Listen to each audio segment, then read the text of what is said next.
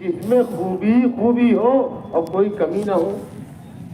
یہ صفت تو صرف اللہ کی ذات کی ہے کہ اللہ کی ذات بے عیب ہے. اللہ کی ذات بے عیب ہے.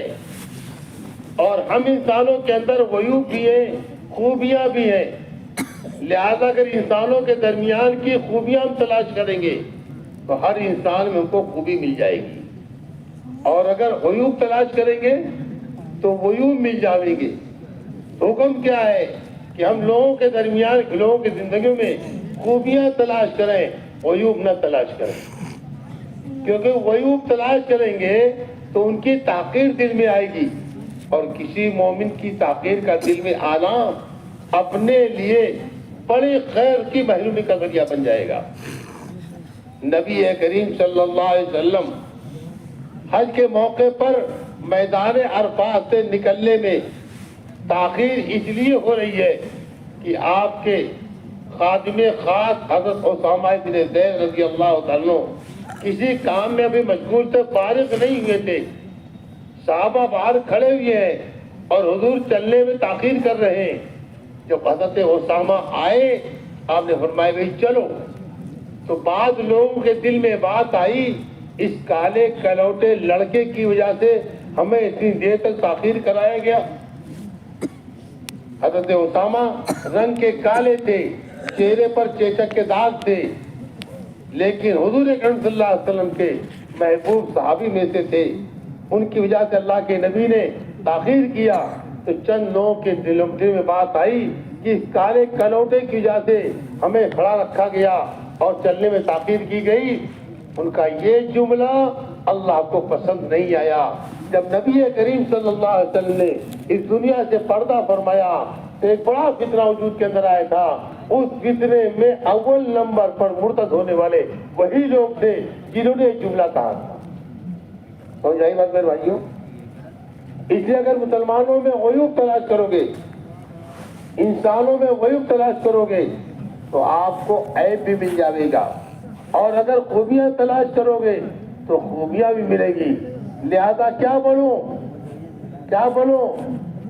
چمن کے اندر شہد کی مکھی بھی جاتی ہے، اور چمن کے اندر خنزیر بھی جاتا ہے. خنزیر جا کر کے وہاں گندگی تلاش کرتا ہے، اور شہد کی مکھی پھولوں کا رس چوستی ہے، اور چوس کر کے آگے پھر چھتے میں اگلتی ہے تو اس سے شہد بنتا ہے. اور اس کے بارے میں قرآن یہ کہتا ہے فیہ شفاء للناس، اس میں انسانوں کے لیے شفا ہی شفا ہے. سنیں میرے بھائیوں، جلا کیا بنو؟ لوگوں کے اندر کی خوبیاں تلاش کرو. کسی کا عیب بھی سامنے آ جائے تو ایسے ہو جاؤ جیسے ہم نے دیکھا نہیں. کیونکہ کسی کے عیب کو دوسروں میں بیان کرنا، اس کو غیبت کہتے. کیا کہتے؟ غیبت ایسا گناہ ہے جس کی توبہ نہیں. جس کی امام شافعی رحمۃ اللہ علیہ کے پاس ایک صاحب آئے، آ کر کے کہنے لگے حضرت فلاں آدمی آپ کو یہ کہہ رہا تھا، ایسا کہہ رہا تھا. حضرت امام شافعی رحمۃ اللہ علیہ نے فرمایا کہ اگر تم اپنی بات میں سچے ہو تو یہ غیبت ہے. اگر تم اپنی بات میں سچے ہو تو یہ غیبت ہے، اور اگر تم اپنی بات میں جھوٹے ہو تو فاسق ہو، اور فاسق جنت میں نہیں جائے گا. فاسق جنت میں نہیں جائے گا. لہذا لوگوں کی خوبیاں بیان کرو، لوگوں کی اچھائیاں بیان کرو، ان کے اندر کی صفات کو بیان کرو. اس سے دل ملیں گے. کیا ملیں گے؟ دلوں میں الفتیں محبتیں آئیں گی، عداوتیں نفرتیں نکلیں گی، کینہ کپٹ نکلے گا، اور ایک دوسرے کے ساتھ ہم خیر خواہ اور ہمدرد بن جائیں گے جب ایک دوسرے کی خوبیاں ہمارے درمیان میں ہوں گی. ورنہ اگر خوبیوں کا تذکرہ نہ ہوگا تو عداوتیں بنے گی، قربت کے بجائے دوریاں پیدا ہو جائیں گی. کیا پیدا ہوں گی؟ دوریاں پیدا ہو جائیں گی. ماحول پاکیزہ بننے کے بجائے ماحول گندا ہو جائے. کیا ہو جائے گا؟ کیا ہوگا؟ ماحول کو پاکیزہ کرنے کے لیے عیوب کو دبایا جائے، عیوب کو چھپایا جائے. کیا کیا جائے؟ حضرت رضی اللہ تعالیٰ عنہ کے پاس کچھ لوگ آئے، کہنے لگے ہماری بچی ہے، اس کا نکاح ہونا ہے، اور نکاح کی بات ہو چکی ہے، نکاح کی بات ہو چکی ہے، لیکن ہماری بچی سے غلطی ہو گئی تھی، اس سے زنا ہو گیا تھا۔ اب وہ شریعت کے اعتبار سے جو ایک لفظ استعمال کیا تھا لڑکیوں میں باقرہ، اب وہ باقرہ نہیں رہی، اسے زنا ہو گیا۔ کیا یہ عیب لڑکے والوں کو ہم بتا دیں؟ کیا یہ عیب لڑکے والوں کو بتا دیں؟ اکبر رضی اللہ تعالیٰ فرمایا کہ سنو، جاؤ جیسے ایک کنواری صاف ستھری پاکیزہ لڑکی کی شادی کی جاتی ہے، ویسے ہی تم اس بچی کی شادی کرو۔ اگر تم نے اس کا عیب بتا دیا تو ایسی عبرتناک سزا دوں گا تم کو کہ قیامت تک لوگ اس کو یاد کرتے رہیں گے۔ جاؤ اس کی شادی اسی طریقے سے کرو جیسے ایک ایسی لڑکی سے جو ان تمام گناہوں سے پاک ہو چکی جاتی ہے، ایسے اس کی شادی کرو۔ عمر رضی اللہ تعالیٰ عنہ حضرت معاذ اور کسی صحابی کے ساتھ رات کی پہلا تاریخ نکلے، ایک مکان کے سامنے سے گزرے، کہنے لگے دیکھا مکان کا دروازہ کھلا ہوا تھا، ایک بڑے میاں شراب پی رہے تھے، ان کے سامنے ایک لڑکی ناچ رہی تھی۔ یہ دیکھ کر کے حضرت عمر نظروں کو تیش آ گیا اور ان صحابی سے جو ساتھ میں تھے کہ دیکھ نہیں رہے کیا ہو رہا ہے، مدینے میں ہو رہا ہے۔ ان صحابی نے کہا امیر مومنین آپ نے غیبت کی۔ کیا کی؟ آپ نے غیبت کی، حالانکہ امیر مومنین ہے، خلیفۃ المسلمین ہے، باقاعدہ بااختیار حاکم ہے۔ ان سے وہ کہہ رہے ہیں کہ آپ نے غیبت کی، تو جو دیکھا تھا وہ بھول گئے۔ اس جملے کو سن کر کے مجھ سے غیبت ہو گئی، پریشان ہو گئے، کہنے لگے اب میں کیا کروں، مجھ سے غیبت ہو گئی، اب تو مجھ سے غیبت ہو گئی، کیا کروں میں؟ ان صحابی سے کہا مجھے بتاؤ کہ مجھ سے غیبت ہوگی تو میں کیا کروں؟ ان صحابی نے کہا کہ امیر مومنین اب آپ یہاں سے ایسے سے چلے کہ جیسے آپ نے کچھ دیکھا نہیں اور اس کا کہیں آپ تذکرہ نہ کریں۔ یہ ہمیں تعلیم دی گئی ہے، ماحول کو پاکیزہ بنانے کے لیے عیوب پر پردے ڈالے جائے، مسلمان پر گناہ ثابت نہ ہو۔ اس کے لیے حضرت علی رضی اللہ تعالیٰ عنہ کے پاس ایک چور لایا گیا، لوگوں نے کہا کہ اس نے اونٹ چورایا ہے۔ حضرت علی رضی اللہ تعالیٰ عنہ سے پوچھا کیا تم نے اونٹ چورایا ہے؟ اس نے کہا ہاں۔ فرمایا نہیں، اونٹ سارے ایک ہی رنگ اور ایک ہی شکل کے ہوتے ہیں، تم نے اپنا اونٹ سمجھ کر کے کھولا ہوگا۔ کہا نہیں امیر مومنین، میں نے بالقصد چوری کے ارادے سے اونٹ کھولا تھا۔ آپ نے فرمایا کہ لے جاؤ ان کا ہاتھ کاٹ دو۔ لے کے لوگ چلے، جاتے جاتے کہنے لگے کہ ابھی کچھ کرنا نہیں جب تک میں آ نہ جاؤں۔ مجلس ختم ہو گئی، حضرت علی رضی اللہ تعالیٰ اس طرف گئے جہاں ان کے ہاتھ کے کاٹنے کا انتظام ہو رہا تھا۔ ٹہلتے ہوئے دوسرے راستے سے پہنچے، دیکھا وہ آدمی کھڑا تھا، اس سے پوچھا بھائی تم کون ہو، یہاں کیوں کھڑے ہو، کیا تم نے اونٹ چرایا ہے؟ کہا نہیں۔ کہا پھر یہاں کیوں کھڑے ہو، جاؤ یہاں سے۔ وہ آدمی بھاگ گیا۔ لوگوں نے کہا کہ امیر بھائی یہ کیا کیا آپ نے؟ اس کے ہاتھ کاٹنے کا حکم دیا، اس کے ہاتھ کاٹنے کی تیاری ہم کر رہے تھے اور آپ اس کو بھگا دیا۔ فرمایا اس کے اقرار پر میں نے کہا تھا اس کا ہاتھ کاٹ دو، اس کے انکار پر میں نے کہہ دیا تم بھاگ جاؤ۔ یہ امت ایسے نہیں بنی ہے، اس امت کے بنانے میں یہ ساری کوششیں کی گئی ہیں۔ اس لیے ایک تو میرے بھائیوں ہم انفرادی دعوت پر ہوں، دوسرے اپنے دل میں ہر ایمان والے کی عظمت محبت ہو۔ آخری بات یہ ہے کہ بیت اللہ جو ہے وہ اللہ کی قدرت کا مزار ہے، بیت اللہ جو ہے وہ اللہ کی قدرت کا مزار ہے۔ 70,000 فرشتے روز اس کا طواف کرتے ہیں۔ اللہ کی بے شمار تجلیات ہیں جو بیت اللہ کی طرف متوجہ رہتی ہیں، وہ اللہ کی قدرت کا مزار ہے۔ لیکن آگے کی بات ذرا دل پر ہاتھ رکھ کے سن لو، ہر مومن کا دل اللہ کے رہنے کی جگہ ہے۔ ہر مومن کا دل اللہ کے رہنے کی جگہ ہے۔ تو دل میں تو آتا ہے، سمجھ میں نہیں آتا، میں جان گیا کہ تیری پہچان ہی۔ مومن کا دل یہ اللہ کے رہنے کی جگہ ہے، لہذا ایک ایمان والا گنہگار سے گنہگار مسلمان کو عظمت اور محبت کی نگاہ سے دیکھنے کی بچ کی جائے۔ یہ تو میں نے تھوڑی سی بات کر دی تھی، تو نکاح بھی کرنا ہے، تو نکاح کے بارے میں 2-3 باتیں میں عرض کر دوں۔ ایک بات بہت ضروری ہے، سن لیں آپ حضرات. نگاہ اور شرمگاہ، اللہ نے ان دونوں کو قرآن پاک میں ایک ساتھ بیان کیا ہے. اس سے پتا چلا کہ نکاح کا جو مقصد ہے نگاہ کی حفاظت. نگاہ کا کیا مقصد ہے؟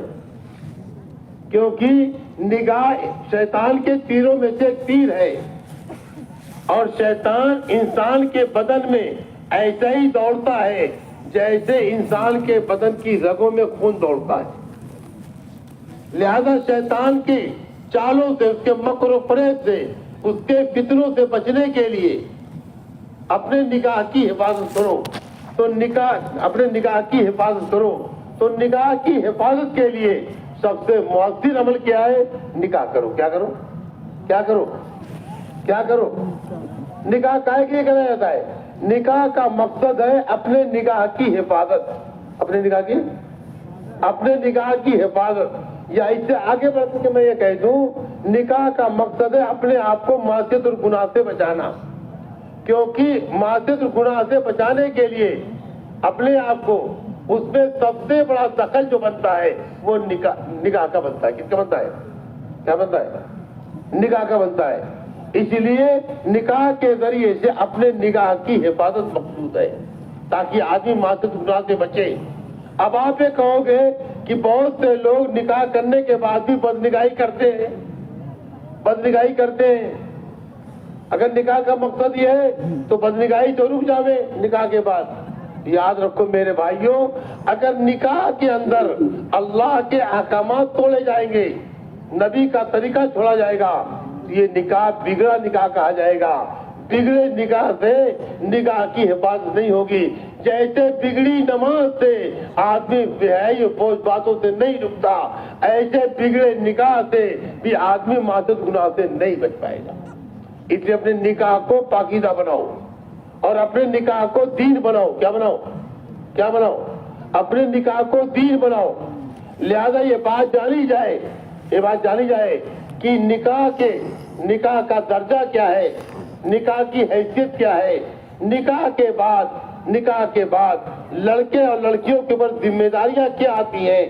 جب تک یہ بات ہم جانیں گے نہیں، ماحول میں پاکیزگی نہیں آئے گی، فتنہ و فساد ہوگا. اگر نکاح کے اندر احکامات توڑے گئے تو نکاح برکتیں لانے کے بجائے، یہ نکاح مبارک بننے کے بجائے، یہ نکاح مصیبت بن جائے گا. کیا بنے گا؟ جیسے گھر کے اندر یہ مصیبت بنا ہوا ہے، میاں بیوی کے درمیان میں کبھی محبتیں بن گئی اور کبھی ایسی محبت بن گئی کہ ماں کا حق ضائع کر دیا، اور کبھی ایسی دوری بنی کہ ماں کی محبت میں بیوی کا حق ضائع کر دیا. کہیں میاں بیوی کے درمیان میں لڑائیاں، اور کہیں میاں اور بیوی کا جمع ہونا، بھائیوں کے درمیان میں، بھوجائیوں کے درمیان میں، گھر خاندان کے درمیان میں اختلاف و انتشار کا ذریعہ بن گیا، جس فتنے میں آج ہم سب مبتلا ہیں. اس کی وجہ یہ ہے کہ ہم نے نکاح کو سمجھا کہ اسلام نے نکاح کا ایک طریقہ بتایا ہے، نکاح کا حکم دیا ہے، لیکن نکاح کا جو طریقہ بتایا گیا اس نکاح کے طریقے سے ہم دور ہو گئے. ہم نے پتہ نہیں لگایا کہ نکاح کا کیا طریقہ تھا. اس لیے یاد رکھو میرے بھائیوں، آج تو بہت ساری چیزیں ہمارے نکاحوں میں وہ داخل ہو گئی ہیں جو ناجائز ہیں. بہت سی ساری باتیں وہ داخل ہو گئی ہیں جو حرام میں ہیں. اگر ہم اپنے نکاحوں میں حرام سے احتیاط نہیں کریں گے تو بتاؤ یہ نکاح برکت والا بنے گا کہ بے برکتی والا بن جائے گا؟ کیا بنے گا؟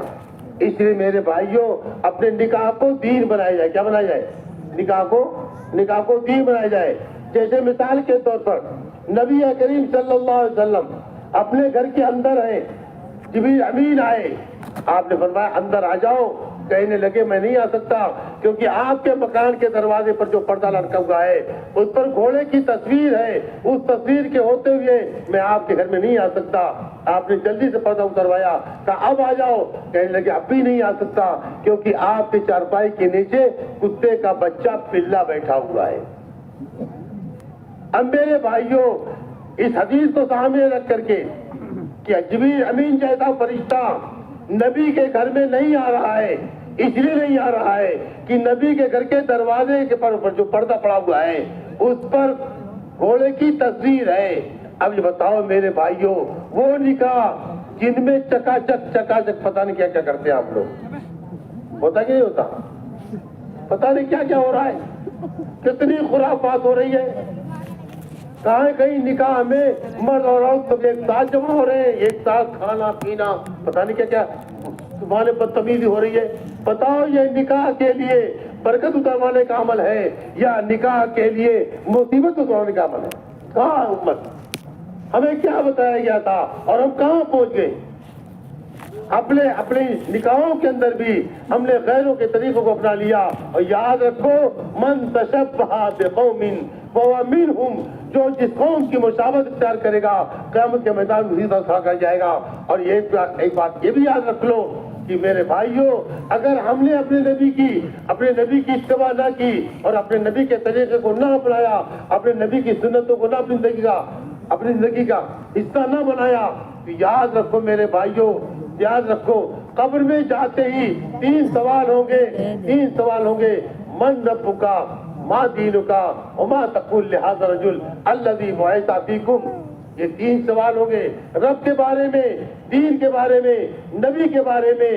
جو اس دنیا کی زندگی کے اندر اپنی زندگی کو نبی کے طریقے کے مطابق گزار کے گیا ہوگا، قبر میں اس کو نبی کو پہچاننے میں کوئی دقت نہیں آئے گی. بہت اطمینان سے کہے گا ھذا نبینا محمد صلی اللہ علیہ وسلم. ابھی یہ تو میرے آقا حضرت محمد رسول اللہ صلی اللہ علیہ وسلم ہے. نبی کو پہچاننے میں اس کو دقت نہیں آئے گی. لیکن یاد رکھو، اگر نبی کے طریقے سے ہر کر کے زندگی گزارو گے تو قبر کے اندر نبی کو نہیں پہچان پاؤ گے. اور وہاں ہمارا جواب ہوگا ہائے ہائے لا ادری، ہائے ہائے لا ادری، ہائے میں جانتا نہیں یہ کون ہے. وہ اس سے پٹائی کریں گے، تم ان کو نہیں جانتے، جنہوں نے تمہارے لیے اپنے پیر پر پتھر باندھے، جنہوں نے تمہاری وجہ سے اپنی دو بیٹیوں کے طلاق کو برداشت کیا، جنہوں نے تمہارے لیے اپنا سب کچھ قربان کیا، تم ان کو نہیں پہچانتے، پھر تم کس کو پہچانتے ہو؟ قبر میں ہم نبی کو نہیں پہچان پائیں گے. اور صرف یہی نہیں کہ قبر میں نبی کا نہ پہچاننا ایک مرحلہ گزر گیا، چلو کوئی بات نہیں، آگے کی بات سنو. جو قبر میں نبی کو نہیں پہچانے گا، قیامت کے میدان میں جہاں کوئی کسی کو نہیں پہچانے گا، یوم یفر المرء من اخیہ وامہ وابیہ وصاحبتہ وبنیہ لکل امرئ منہم یومئذ شأن یغنیہ. وہاں کوئی کسی کو نہیں پہچانے گا، انبیاء بھی کسی کے لیے سہارا نہیں بنیں گے. وہاں صرف ایک ذات ہوگی، حضرت رسول پاک صلی اللہ علیہ وسلم کی. وہ پہچانیں گے بھی اور وہ سفارش اور شفاعت کریں بھی. اس موقع پر میرے بھائیوں، بہت سے لوگ ہوں گے جن کو فرشتے پیچھے سے مار رہے ہوں گے اور آگے سے وہ گھٹنوں کے اوپر گر رہے ہیں. پھر ان کو کھڑا کیا جائے گا، مارا جائے گا، پھر گریں گے، پھر مارا جائے گا، پھر اٹھائے جائیں گے، مارا جائے گا. اللہ کے نبی کہیں گے ارے فرشتوں، ارے انہیں کیوں مار رہے ہو؟ یہ ہمارے امتی ہیں. کہا جائے گا نہیں، یہ آپ کے وہ امتی ہیں جنہوں نے دنیا میں آپ کے دین کو، آپ کی شریعت کو، آپ کے لائے طریقے کو انہوں نے دنیا میں چھوڑا تھا، رسوا کیا تھا، بدنام کیا تھا. تو اللہ کے نبی فرمائیں گے سحقن سحقن سحقن سحقن سحقن سحقن لا تسود وجہی، دور ہو جاؤ، ہٹ جاؤ، میرے سامنے مت آؤ، میرے چہرے کو کالا مت کرو. تم میرے وہ امتی ہو کہ دنیا میں تم نے میرے دین پر رسوا کیا تھا. میرے بھائیوں بتاؤ، اگر آقا بھی وہاں پہچاننے سے انکار کر دیں گے تو پھر ہمارا کیا ہوگا؟ اسے نیت کرو کہ زندگی کے تمام شعبوں میں ہم نبی کریم صلی اللہ علیہ وسلم کے طریقے کو اپنائیں گے. خصوصیت کے ساتھ نکاح کو دین بناؤ اور نکاح کے اندر وہ سارے سنت طریقے اختیار کیے جائیں جو رسول اکرم صلی اللہ علیہ وسلم نے نکاح کے بارے میں بتائے. پھر یہ نکاح برکت والا بنے گا، رحمتیں کھینچے گا، برکتیں کھینچے گا، سارے نیک اولاد وجود میں آئے گی. ایسی اولاد آئے گی جو ہمارے آنکھوں کے لیے رات کا سامان بنے گی. ورنہ خدا پاک کی قسم، ماں یہ کہتی ہے اور باپ یہ کہتا ہے اپنے بیٹے کی حرکتوں کو دیکھ کر کے، بیٹی کی حرکتوں کو دیکھ کر کے، کاش پیدا ہوتی اس کمینی کا میں گلا دبا دیتی اور مر جاتی تو آج یہ برا دن مجھ کو دیکھنا نہ پڑتا. نہیں کہہ رہے میرے بھائیوں؟ نہیں کہہ رہے. اس لیے میرے بھائیوں اپنے نکاحوں کو سنت کے مطابق لانے کی مشق کی جائے.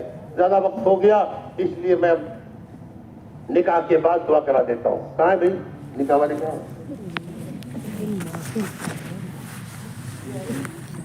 بھائی نکاح ہوگا, نکاح کے بعد دعا ہوگی. جو لوگ کھڑے ہو بیٹھ جائیں.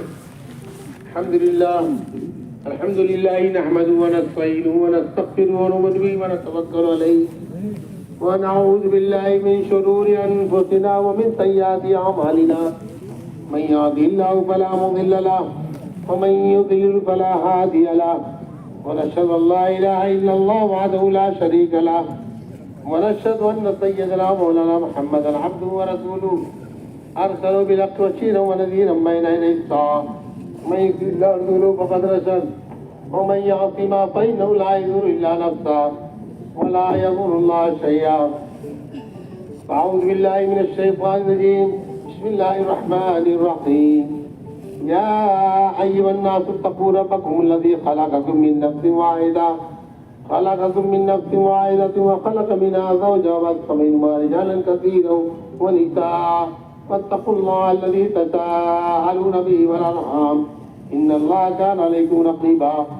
وقال الله تعالى يا أيها الذين آمنوا اتقوا الله حق تقاته ولا تموتن إلا وأنتم مسلمون.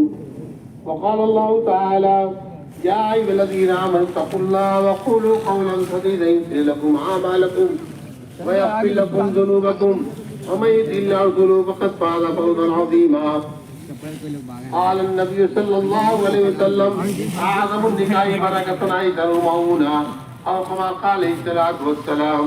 وقال النبي صلى الله عليه وسلم النكاح من سنتي وقال ومن رغب عن سنتي فليس مني أو كما قال عليه الصلاة والسلام.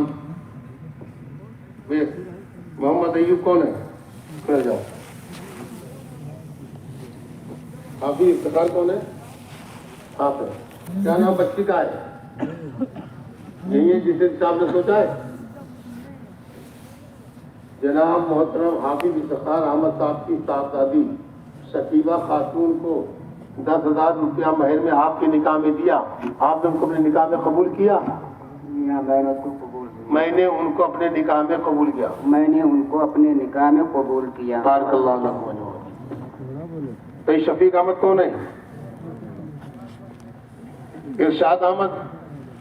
ارشاد احمد کون ہے؟ لڑکی کے والد آپ ہیں. آپ چچا ہے. آپ بولی بن کر کے آئے. یہی لگا ہے نا.